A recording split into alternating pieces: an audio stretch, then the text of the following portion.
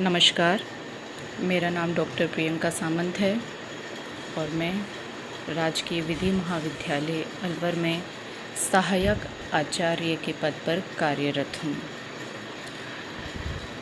आज हम भारतीय संविदा अधिनियम 1872 के बारे में अध्ययन करेंगे। यह विषय LLB प्रथम वर्ष के पाठ्यक्रम में शामिल किया गया है। इस अधिनियम के बारे में सेक्शन वाइज अध्ययन करने से पूर्व मैं इसका एक सामान्य परिचय देना चाहती हूँ कि हमें संविदा के बारे में अध्ययन क्यों करना चाहिए, ये हमारे लिए क्यों आवश्यक है।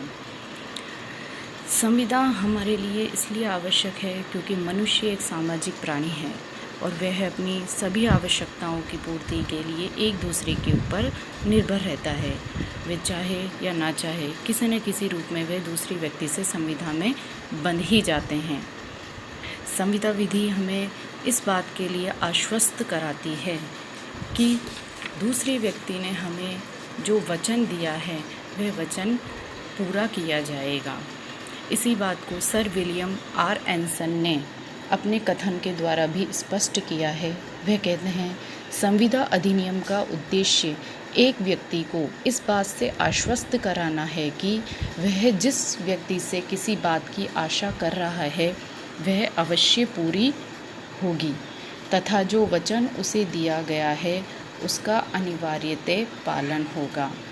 अतः संविदा अधिनियम दैनिक संव्यवहारों में, व्यापारिक संव्यवहारों में निश्चितता और निश्चिंतता प्रदान करता है। दूसरा, हम इस अधिनियम के बारे में अध्ययन इसलिए भी करना चाहिए क्योंकि ignorance of law is no excuse, अर्थात विधि की भूल क्षम्य नहीं होती है।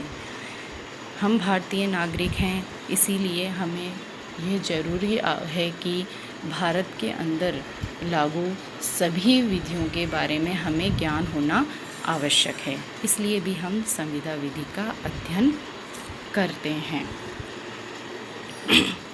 एक और सामान्य प्रश्न हमारे मस्तिष्क में यह आता है कि भारतीय संविदा अधिनियम 1872 का है और आज वर्तमान में 2020 में हम इस अधिनियम के बारे में अध्ययन क्यों कर रहे हैं, जबकि यह अधिनियम 150 साल से भी अधिक पुराना है। तो इस प्रश्न का उत्तर हमें भारतीय संविधान के आर्टिकल 372 में मिलता है। यह आर्टिकल हमें यह बताता है कि भारतीय संविधान के लागू होने से पूर्व की जितनी भी विधियां हैं वह संविधान के लागू होने के पश्चात भी जारी रहेंगी जब तक कि भारतीय संसद के द्वारा उनमें कोई भी संशोधन या निरसन नहीं कर दिया जाता। इसीलिए चूँकि संसद के द्वारा भारतीय संविदा अधिनियम 1872 में किसी भी प्रकार का निरसन नहीं किया गया है, इसलिए हम इसे वर्तमान में पढ़ रहे हैं। अब हम इस अधिनियम के बारे में एक सामान्य परिचय जान लेते हैं। भारतीय संविदा अधिनियम को दो भागों में बांटा गया है।